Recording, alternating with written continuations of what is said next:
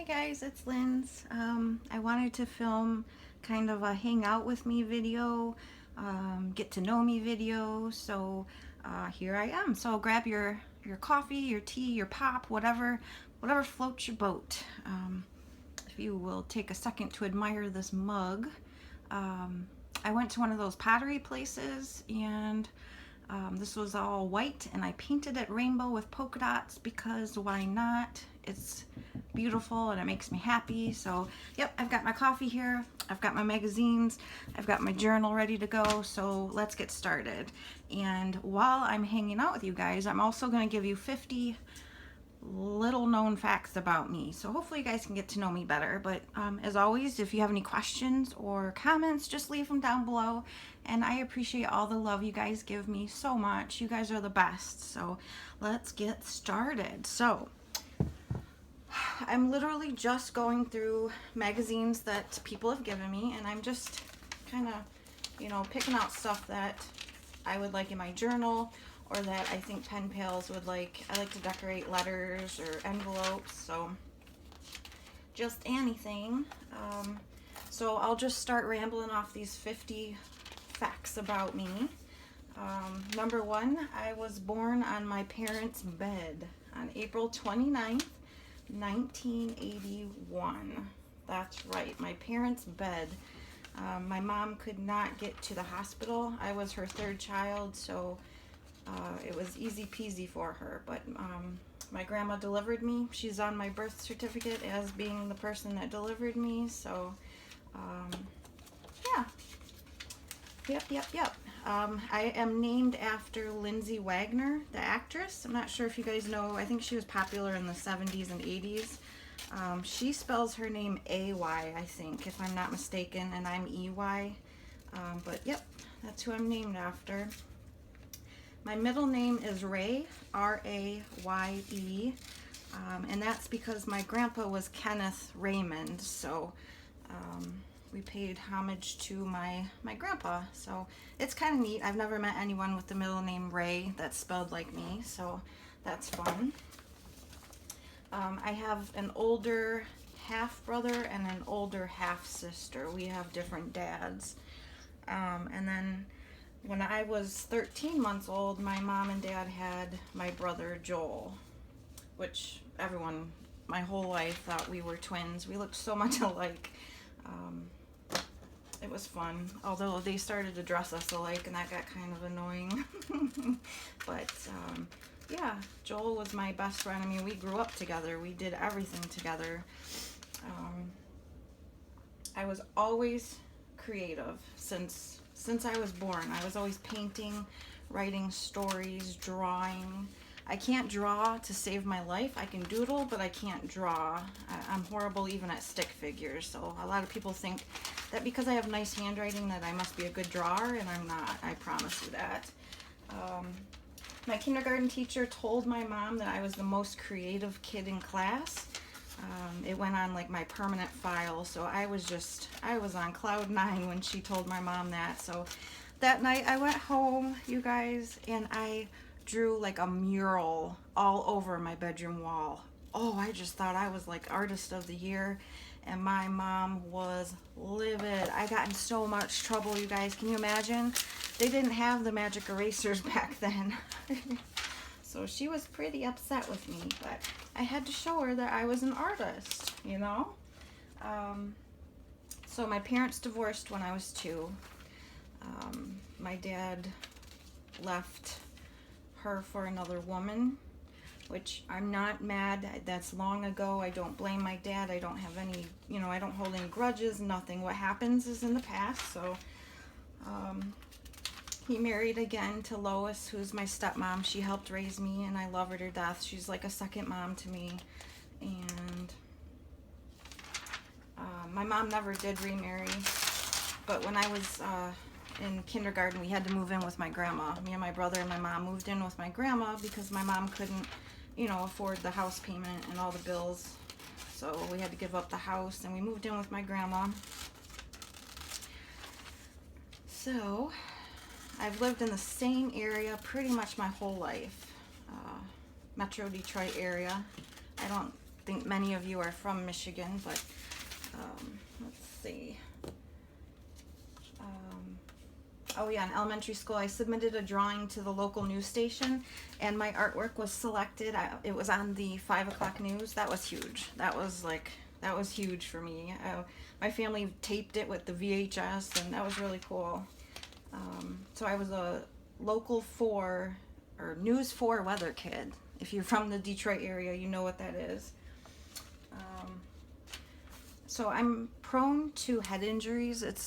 I can laugh about it, but I'm serious. If I'm gonna get hurt, it's gonna be my head. It never fails. So in first grade, I was playing baseball with my brother and his friends, and I was the catcher, and the kid swung his wooden bat and just cracked me. Oh, right in the forehead with his wooden bat. I had to be rushed to the ER. I had a concussion, and I had the biggest lump for a few days. It was awful. That was just my first head injury. There's many more to come. I was always a tomboy. I still am a tomboy. I prefer Nikes, jeans, hoodies. I don't know. Like boys' clothes, men's clothes seem to fit me better. I do have broad shoulders, but I don't know. I mean, I do like to get dressed up every once in a while. I love to do my nails, which is another fact you'll find out, but it took me 35 years to stop biting my nails. So, but I do. I love a hoodie. I love jeans. I'm a Nike fanatic. Adidas, Puma, which my son loves. He loves that about me. But yeah. Let's see. The summer before 9th grade, I was not getting along with my mom. I was a cocky, know-it-all teenager. Gosh, I regret that. But she did have a drinking problem. It's not a secret. And when she would get drinking, we would clash. It was ugly. It was screaming, just awful. We both said things we regretted. And one night I just had enough. I ran away. And from that point on, I lived with my dad. My dad would only take me if my brother came along too. So that was rough because my brother and my dad did not get along. That's a whole other video, but so I kind of forced my brother into coming with me, but I couldn't live without him. So let's see, summer before 10th grade, I was at a friend's house without adult supervision. I do not recommend that. If you are a teenager, don't listen to me. Don't do what I did. We were hanging out. Some guys came over. We were wrestling and just kind of goofing around, and my guy friend picked me up and threw me onto the bed, like tossed me. And little did we know there was a glass light fixture just sitting on her bed, and I went head first into it. I remember feeling like warm liquid, and I stood up and there was blood everywhere. I had to get 42 stitches. My dad came like doing 100 miles an hour. I love Ryan Reynolds, by the way. My dad came, hauled my butt to the ER. Yep, 42 stitches, which included like 10 inside of my head. They said you could see my skull. It was pretty disgusting, but lesson learned. Lesson learned. So from 8th grade on, my brother Joel, he got in nonstop trouble. He was a bad kid from the start. He even when he was like 3 years old, he ran away from home. I mean, 2nd grade, he caught the boys' bathroom on fire. It's just he was always a troubled soul. But he was in and out of juvie, youth homes, boys' homes. I forget what they called them, but that was really hard on me because everyone at school knew us. It was always Lindsay and Joel. Every day I'd get, are you guys twins? No, we're not twins. We're 13 months apart, guys. But it never failed. It was rough. And then 2 months before I was set to graduate high school, that's when I met my first boyfriend, Cameron. He was 3 years older than me, but we were together for 4 years. That was a very toxic relationship. He was never abusive or anything. In fact, he was the opposite. He very much cared for me, but he had a little problem called cheating. staying faithful. But he was always, taking care of me, and sweet as could be, just a very sweet guy. He just couldn't keep it in his pants. So I put up with 4 years of that crap. We would move out together and get our own place, and then he'd quit his job, so it was on me. It was bad. We were even homeless together because my mom saw what I was doing with him, and she said, you either break up with him or I'm kicking you out. So she kicked me out, and another known fact, I was homeless. I lived in my car with my boyfriend for, I think it was 2 months, and that was awful. That was absolutely awful. I made some stupid choices when I was younger. I'll be the first to admit it. But I barely graduated high school because of him, because I barely went to school. And but thank goodness I was very close with the principal, and she helped me. I had to beg her and cry, and she helped me. I made it. I walked. I got my high school diploma. So let's see.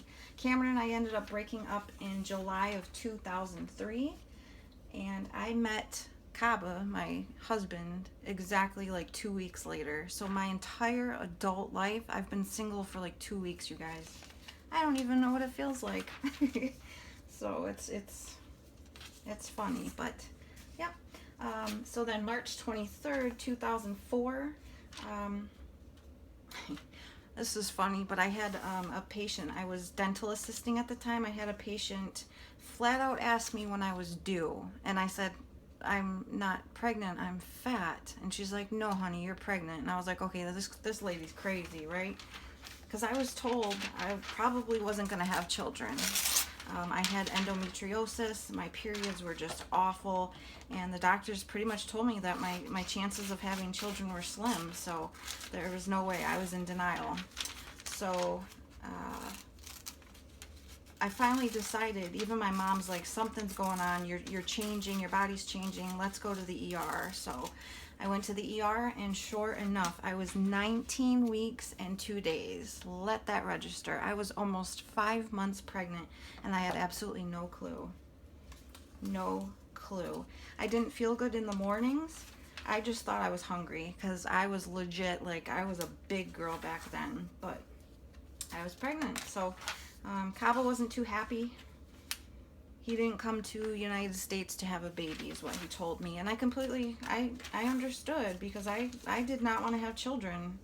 I didn't. But now I wouldn't change it for the world. So,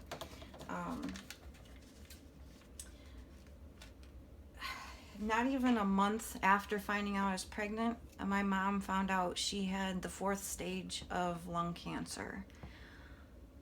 Here I am at my peak. Yes, I'm pregnant. Ooh, I'm going to get married, blah, blah, blah. And then I find this out about my mom, who was my best friend. After I grew up a little, her and I became very, very close. She was my best friend. I confided everything in her. She was always there for me. She'd support me no matter what.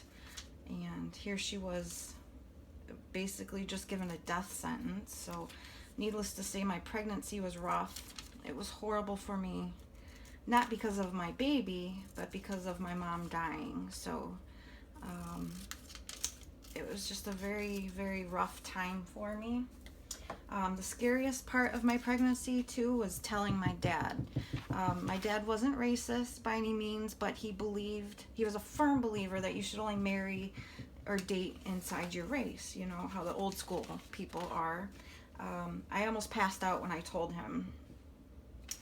I was so scared, but he was great. He was absolutely great. He supported me through the entire pregnancy. He was more worried about me and what I was going through, so it was great. And then Kaba and I ended up moving in together. We got an apartment just like 5 miles away from my mom, so but every day my mom got worse. It was bad. It was so, I don't wish that upon anyone, having to watch a loved one die from cancer, because it slowly kills you. It slowly takes that person away from you.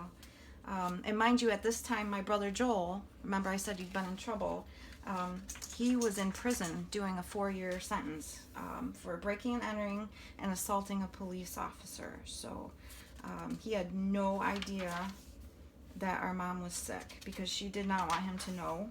She was worried that he'd do something stupid in there and get even more time. So she just begged us not to say anything. We promised we wouldn't. August 11th, 2004, I get admitted because my blood pressure's through the roof. My mom's dying. I'm scared that she's going to pass and she's not going to see my son. They ended up inducing me. I think I was 26 hours of active labor.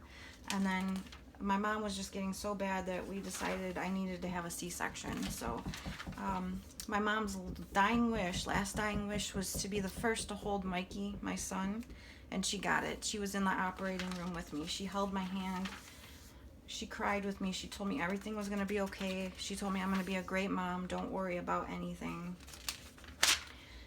And she got to hold him. She was the first to hold him. So the last picture I have of her is her holding her grandson. And sadly, that was the last time I saw her. The morning we got discharged, I called home to talk to her. I wanted to tell her we were coming home. And my older brother, who was there helping take care of her, said, "Oh, Lynn, she had a horrible night. She's sleeping now. She just passed out. She was so tired." So I was like, okay, well, just tell her to call me, and then I'll see you guys in a little bit. We're going to finish packing up. We'll be home. I hang up. I get ready to go. The phone rings, and it's my brother again. He says, "Lynn's mom wasn't sleeping. She passed away." I don't remember much. I remember dropping the phone and screaming. Like, I just let out this, like, a scream and a cry mixed together. All the nurses came running in my room. They were crying with me. They were holding me. They were so supportive. I love them for that, but that was like my nightmare come true right there. So,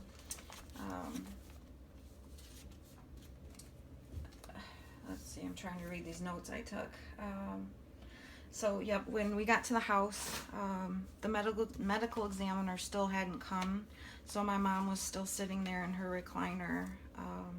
She looked like she just fell asleep. She was watching Roly Poly Oly, and she just looked so peaceful there. But I walked over to her, and I kissed the top of her head, and I told her how I loved her, and I told her that she was an amazing mom. I wanted to say so much. I wish I'd said more to her when she was alive, but I mean, we all have regrets, but so I had to watch them take my mom's body away. That was awful. I hate talking about it, but it's getting easier. 13 years later, finally. So I had a newborn baby at my mom's funeral. That was not fun.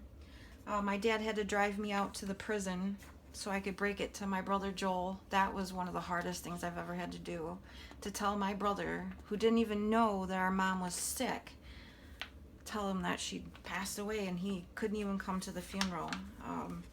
He was due to be released in 2 weeks, and they wouldn't even let him out early to go to her funeral unless they said we could pay $1,000, and he would have to be shackled. His ankles and his hands would be shackled, and he'd have 2 police escorts. And he said he didn't want to disrespect her like that. He couldn't do that to his mom. Who would want to do that?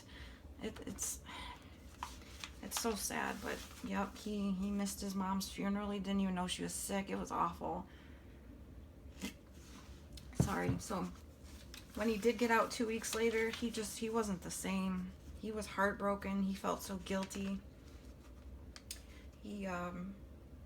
I can't imagine that guilt that, your mom died, you didn't get to help her, you didn't get to be there for her because you made a stupid mistake and you're in prison. So not even 3 months later, on November 12th, I get a call from my husband. And he says, "Linz, are you sitting down?" I said, "Why? I'm at work." What do you mean?" And he said, "Joel's gone." I was like, "Well, where'd he go?" What are you talking about? Where did he go? He's like, "No, Linz, he's gone. He's dead." Again, I dropped the phone. I screamed. I don't even remember driving to the house. I really don't. But I got there. The police were there, medical examiner. I walk in, and there's my brother dead on his bed, like laying on his belly, like he went to sleep, and there was stuff coming out of his nose. Turns out he had overdosed on heroin and cocaine. I wondered if it was, you know, on purpose, but he would have left me a note. He wouldn't have left me hanging like that. So it was ruled an accidental overdose. I may never know, but so within 3 months, I lost my two best friends. It's all a blur to me now looking back. I mean, I wrote about it. I have journals. I've told you guys before, I can't read those journals. They just, I can't do it. But not a good time. And here I am enjoying my newborn, you know, excited about my new life and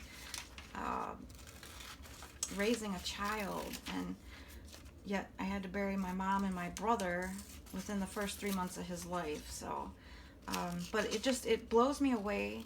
I don't know if you guys are religious, if you believe. It's okay if you're not. I'm fine with that. But I just find it unreal that God gave me my son, even though I wasn't supposed to have children, and he took my mom and my brother. It's like he was giving me and he was taking. So I'm a firm believer in that. You don't have to be, I promise. I'm not going to judge, but I just find it unreal. So, Kaba and I ended up getting married the following March, on March 28th, 2005, which was cool because it would have been my mom's 61st birthday. So she would have thought that was really cool. Fast forward to present day. I work for a large medical group here in Michigan. I'm a payment poster. My official title is reconciliation representative, I believe, but I post payments from insurances, and I love it. 8 hours a day, I sit there with my headphones on. I either watch or listen to YouTube videos or listen to music, and it's basically just data entry. I love it. I love my job. So when I'm not doing all this fun stuff, I'm working. We live in a 3-bedroom townhome. We have 2 kitties, a doggy, and a mother-in-law. Yes, my mother-in-law lives with us. She is from Ivory Coast, West Africa. That's where my husband's from. And she does not speak English. So it's proved to be very challenging every day. I won't go into detail.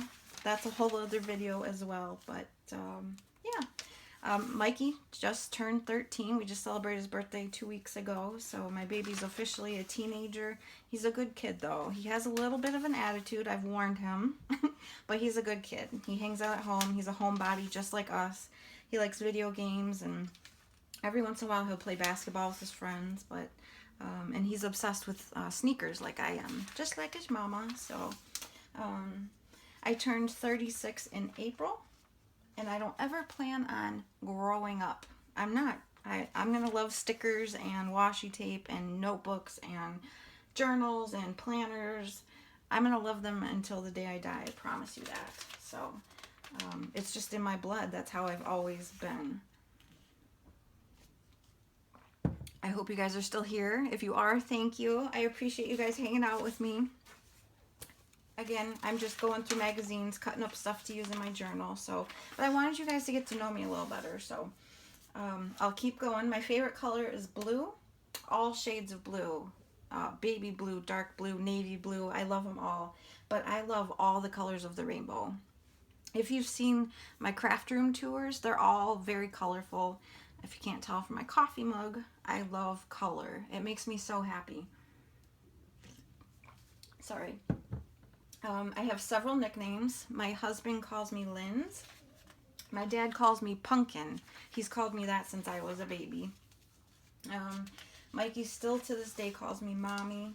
My in-laws call me Lindy. They can't say the S for some reason. They can't say Lindsay, so they call me Lindy. I don't know. It's very bizarre.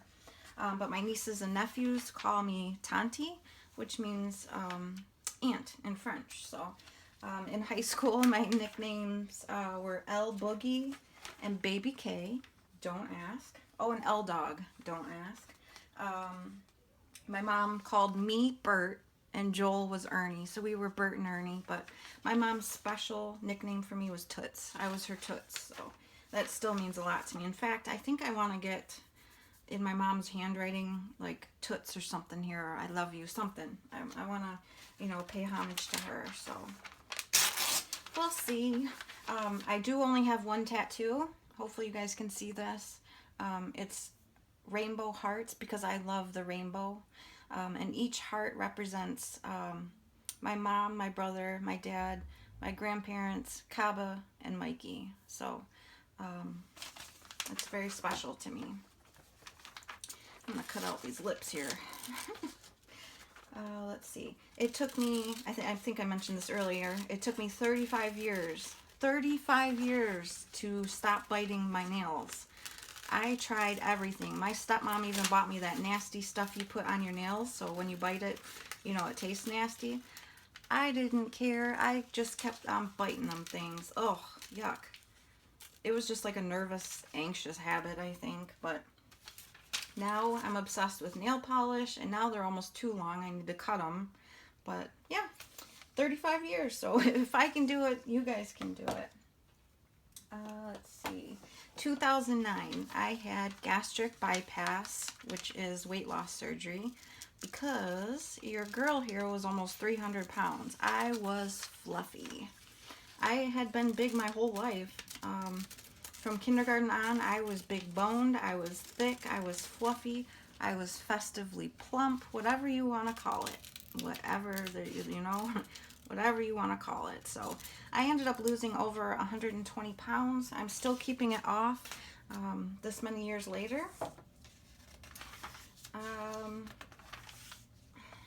It has its ups and downs. That's a whole other video if anyone's interested in it, but I can give you several pros and cons. But it's just amazing how people treat you differently when you're not fluffy, and that makes me mad. That makes me very mad because it's not about the outside, it's what's inside that counts. Jeez, why don't people get that? I don't understand.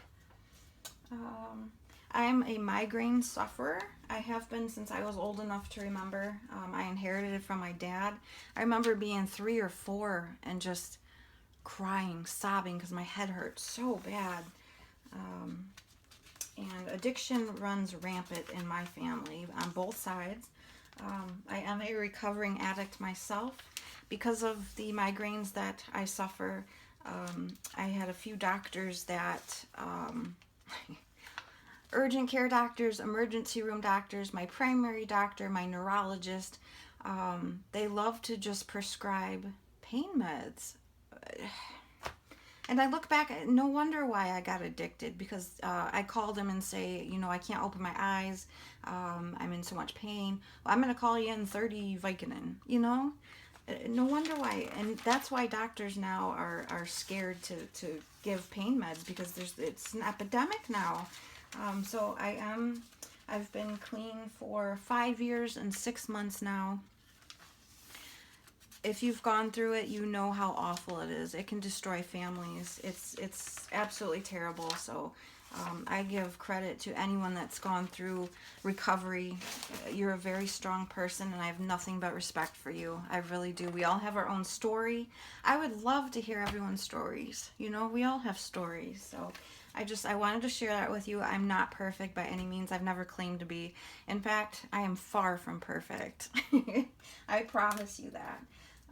On a happier note, my first ever diary was purchased in first grade at the Scholastic Book Fair. If you guys are around my age, you remember the Scholastic Book Fairs. Oh my God, that was like the best time in elementary school. So, yep, I got my first diary and I never looked back. I loved writing about my day and decorating it. It was so cute. And then last but not least, number 50, you guys, that was 50 facts.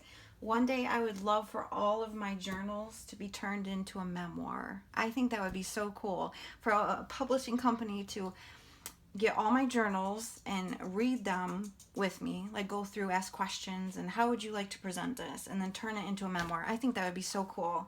And would you guys read it? I think you would. I hope you would. That would be so neat, because there's so much that you don't know about me, but I think it would be neat. So, I hope you guys have stuck with me through this. I appreciate it so much. I hope you guys like this. I'm going to film another video. I have a giveaway coming, so I'm going to get that ready here. And then I'll have a flip through of this bad boy here soon. It's kind of taken me a while because I've got a lot going on. But you guys, thank you so much for hanging out with me. I love you guys so much. leave any comments, any questions. All right, I'll see you guys soon. Bye, guys.